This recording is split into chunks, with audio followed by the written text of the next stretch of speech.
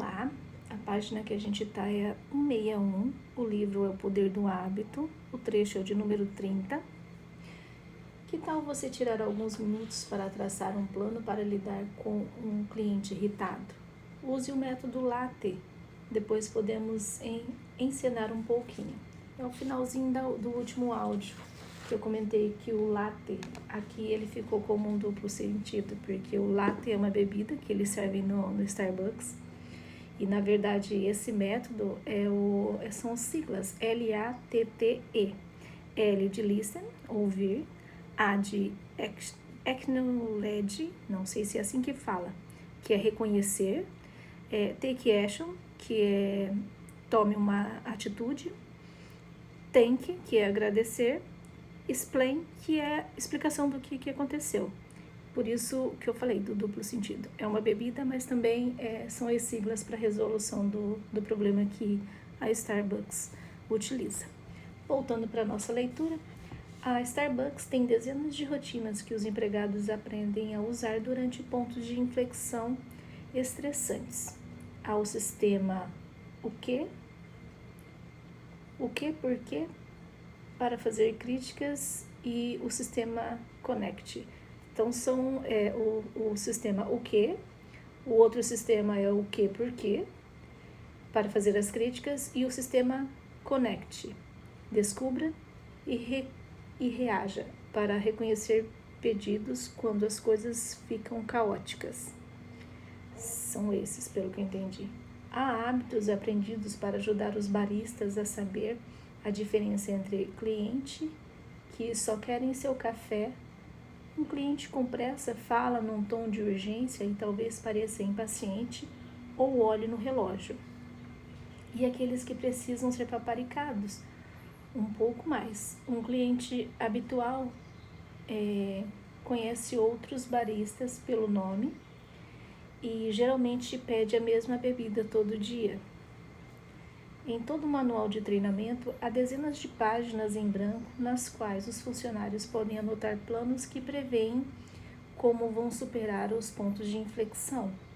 Então, praticam esses planos inúmeras vezes, até que se tornem automáticos. É assim que a força de vontade se torna um hábito, escolhendo certo comportamento de antemão e seguindo uma rotina quando um ponto de inflexão surge, quando os pacientes escoceses preencheram seus folhetos, ou quando Travis estudou o método LATTE, decidiram com antecedência como reagiriam a uma deixa, uma dor no músculo ou um cliente irritado. Quando a deixa chegava, a rotina acontecia. A Starbucks não é a única empresa a usar esses métodos de treinamento. Por exemplo, na Deloitte Consulting, a maior empresa de serviços financeiros e tributários do mundo, os funcionários são treinados num programa chamado Momentos que Importam, que é focado em lidar com pontos de inflexão, como quando um cliente reclama, quando um colega é demitido ou quando um consultor da Deloitte cometeu um erro. Para cada um desses momentos, há rotinas pré-programadas. Fique curioso, diga o que os outros não querem dizer, aplique a regra 555, que orienta os funcionários sobre como eles devem agir. Na Container Store, os empregados recebem mais de 185 horas de treinamentos só no primeiro ano. Aprendem a reconhecer os pontos de inflexão, tais como um colega bravo ou um cliente desnorteado, e adquirem hábitos tais como rotinas para acalmar os compradores ou para desarmar um confronto. Quando entra um cliente que parece desnorteado, por exemplo, um funcionário imediatamente pede que ele visualize o espaço da casa que pretende organizar e descreva como vai se sentir quando tudo estiver em seu lugar. Tivemos clientes que vieram até nós e disseram: "Isso é melhor que uma consulta psiquiátrica", o diretor executivo da empresa disse a um repórter. Howard Schultz, o homem que levou a Starbucks a se tornar um colosso, não é tão diferente de Travis em alguns aspectos. Ele cresceu num conjunto habitacional público no Brooklyn, dividindo um apartamento de 2 quartos com os pais e 2 irmãos. Aos 7 anos, o pai de Schultz quebrou o tornozelo e perdeu o emprego de motorista de caminhão de entrega de fraldas. Isso bastou para lançar a família numa crise. Seu pai, depois que o tornozelo ficou bom, passou por uma série de empregos com salários mais baixos. Meu pai nunca achou o caminho dele, Schultz me disse. Vi sua autoestima levar várias surras. Eu sentia que havia tantas outras coisas que ele poderia ter realizado. A escola de Schultz era um lugar caótico e superlotado, com playgrounds de asfalto e crianças jogando futebol americano, basquete, softball, jogo de soco, de tapa e qualquer outra brincadeira que conseguissem inventar. Quando seu time perdia, podia levar 1 hora até chegar em sua vez de jogar de novo. Então, Schultz fazia questão de que o time sempre vencesse, a qualquer custo. Voltava para casa com arranhões sangrentos nos cotovelos e joelhos, que a mãe limpava cuidadosamente com um pano molhado. Você não desiste, ela dizia. Sua competitividade lhe rendeu uma bolsa universitária para jogar futebol americano. Quebrou o queixo e nunca disputou nenhum jogo. Um diploma em comunicações e, por fim, um emprego como vendedor da Xerox em Nova York. Ele acordava toda manhã, ia para o novo prédio de escritórios em Midtown, pegava o elevador até o último andar e ia de porta em porta perguntando educadamente se alguém tinha interesse em toner ou copiadoras. Então, descia um andar de elevador e começava tudo de novo. No começo dos anos 80, Schultz estava trabalhando para um fabricante de plástico quando notou que um varejista pouco conhecido em Seattle estava encomendando um número descomunal de coadores de café. Schultz foi de avião até lá e se apaixonou pela empresa. 2 anos depois, quando ficou sabendo que a Starbucks, na época, com apenas 6 lojas, estava à venda, ele pediu dinheiro para todo mundo que conhecia e a comprou. Isso foi em 87. Em 3 anos havia 84 lojas. Em 6 anos, mais de 1.000. Hoje, há 17.000 lojas em mais de 50 países. E eu acredito que nessa época que a gente está vivendo, hoje mesmo, de verdade, em 2024, deve ter mais. Acredito eu. Depois vou fazer uma pesquisa no Google. Por que Schultz teve um destino tão diferente de todas as outras crianças daquele playground? Alguns de seus antigos colegas de classe hoje são policiais e bombeiros no Brooklyn. Outros estão na prisão. Schultz vale mais de $1 bilhão. Ele já foi considerado um dos maiores diretores executivos do século XX, onde ele achou determinação, a força de vontade para escalar. Onde ele achou a determinação, a força de vontade para escalar de um conjunto habitacional para um jato particular. Nossa, ele cresceu mesmo. Eu não sei direito, ele me disse. Minha mãe sempre dizia, você vai ser a primeira pessoa a ir para a faculdade. Você vai ser um profissional, vai deixar todos nós orgulhosos. Ela fazia essas perguntinhas. Como você vai estudar hoje? O que vai fazer amanhã? Como você sabe que está pronto para a sua prova? Isso me treinou a estabelecer metas. Na verdade, eu dei sorte, ele disse. E realmente acredito que se você diz às pessoas que elas possuem o que é necessário para dar certo na vida, elas provam que você tem razão. O foco de Schultz no treinamento de funcionários e atendimento ao cliente fez da Starbucks uma empresa mais bem-sucedida do mundo. Durante anos, ele esteve pessoalmente envolvido em quase todos os aspectos da administração da empresa. Em 2000, exausto, ele as operações diárias para outros executivos, e nesse ponto a Starbucks começou a vacilar. Dentro de uns poucos anos, os clientes estavam reclamando. Desculpa, gente. Está chovendo aqui. A temperatura caiu um pouquinho, a garganta já começa a dar o ar na graça, né? Durante anos, ele esteve pessoalmente envolvido em quase todos os aspectos da administração da empresa.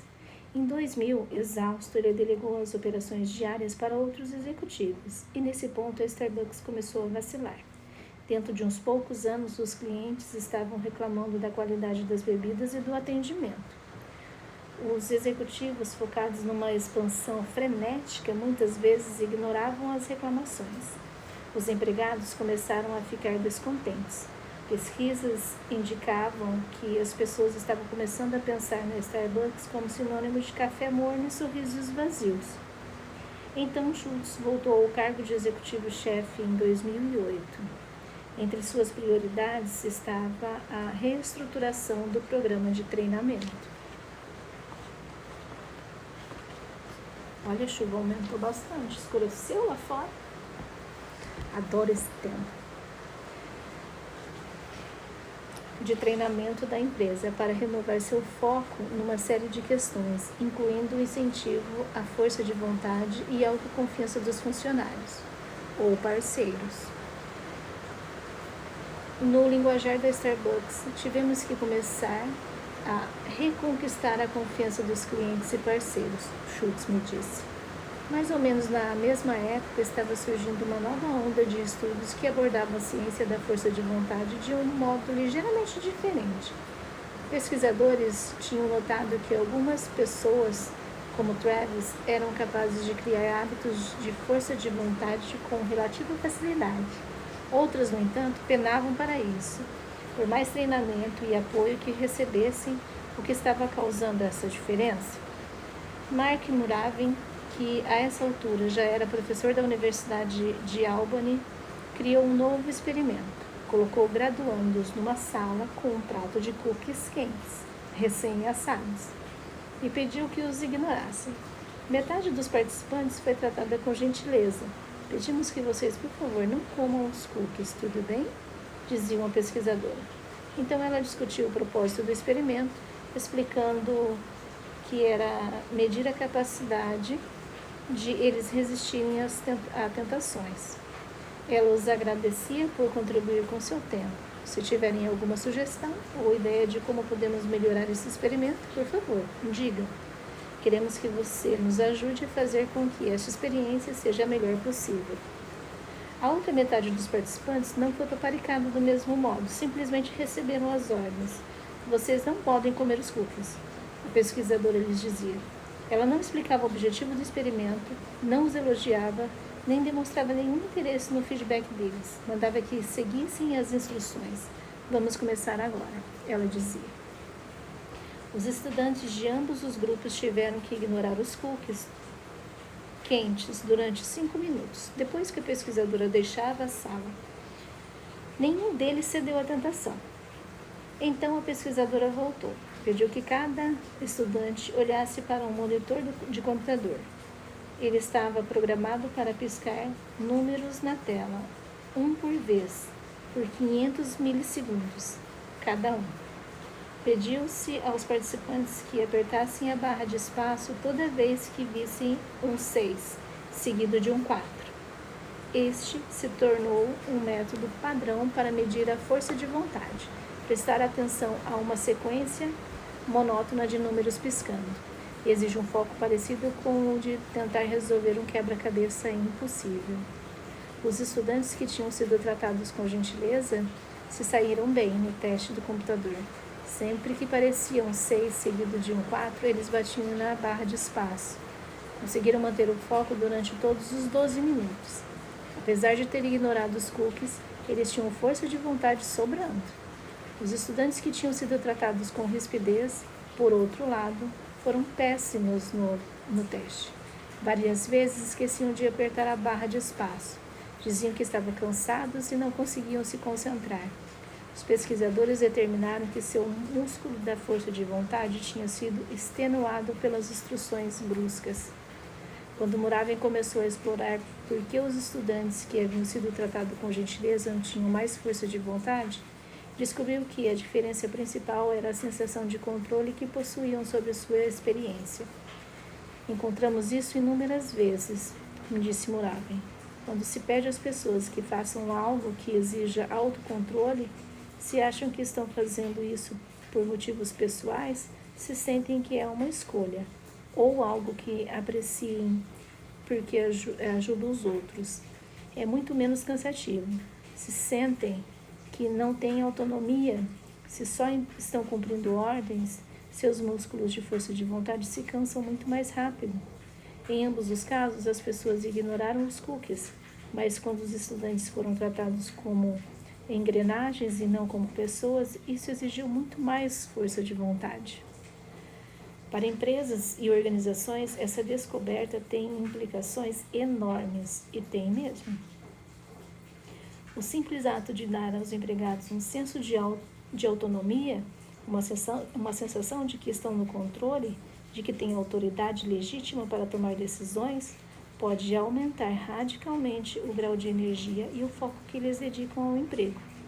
Um estudo de 2010, numa fábrica de Ohio, por exemplo, examinou funcionários da linha de montagem que receberam autonomia para tomar pequenas decisões sobre seus horários e o ambiente de trabalho. Eles desenharam seus próprios uniformes e tinham autoridade sobre os turnos. Nada mais mudou. Todos os processos de fabricação e escalas de pagamento continuaram iguais. Dentro de 2 meses, a produtividade na fábrica cresceu em 20%. Os funcionários estavam fazendo intervalos mais curtos e cometendo menos erros.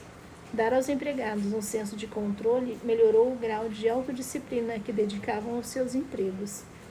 As mesmas lições se aplicam a Starbucks. Hoje a empresa foca em dar aos empregados maior senso de autoridade.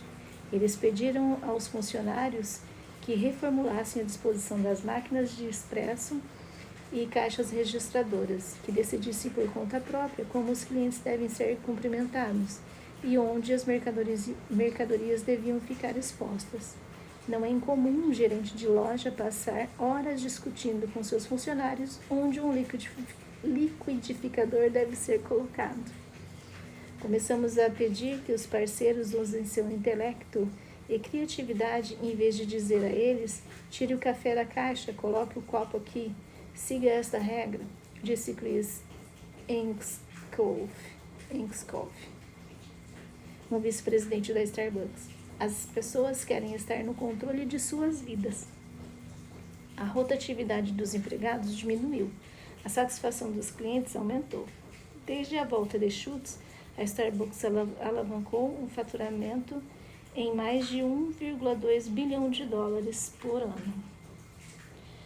Quando Travis tinha 16 anos, antes de abandonar a escola e começar a trabalhar para a Starbucks, sua mãe lhe contou uma história. Eles estavam no carro e Travis perguntou por que não tinha mais irmãos. Sua mãe sempre tentava ser totalmente honesta com os filhos e, por isso, lhe contou que engravidara 2 anos antes de Travis nascer, porém fizeram um aborto. Não achavam que podiam sustentar mais um bebê. Então, um ano depois, engravidou de Travis. Pensou em fazer outro aborto, mas seria um peso grande demais. Era mais fácil deixar que a natureza seguisse seu curso. Travis nasceu. Ela me disse que cometera vários erros, mas que eu ter nascido foi uma das melhores coisas que já aconteceram com ela. Travis disse: quando seus pais são viciados, você cresce sabendo que não pode contar com eles sempre que precisar. Mas eu dei muita sorte de encontrar chefes que me deram o que estava faltando. Se minha mãe tivesse tido a mesma sorte que eu, acho que as coisas teriam sido diferentes para ela. Uns poucos anos depois dessa conversa, o pai de Travis telefonou para dizer que uma infecção entrara na corrente sanguínea da mãe dele, através de um dos lugares no braço em que ela costumava se picar. Travis pegou o carro e foi imediatamente até o hospital em Lodi, mas ela já estava inconsciente quando ele chegou. Ela morreu meia hora depois, quando retiraram o equipamento de suporte vital. Uma semana depois, o pai de Travis foi internado com pneumonia. Seu pulmão estava arruinado. Travis foi até Lodge de novo, mas eram 8:02. Olha, eu adoro números, né? Fora da leitura. E eram 20h02. Ao contrário, é a mesma hora. Estranho, né? Então, mas aí agora eu vou ficar só até aqui essa observação minha, nada a ver com questão aos números, e eu volto num outro vídeo, num outro áudio, a partir do meio da página 167. Tá bem legal. Até mais!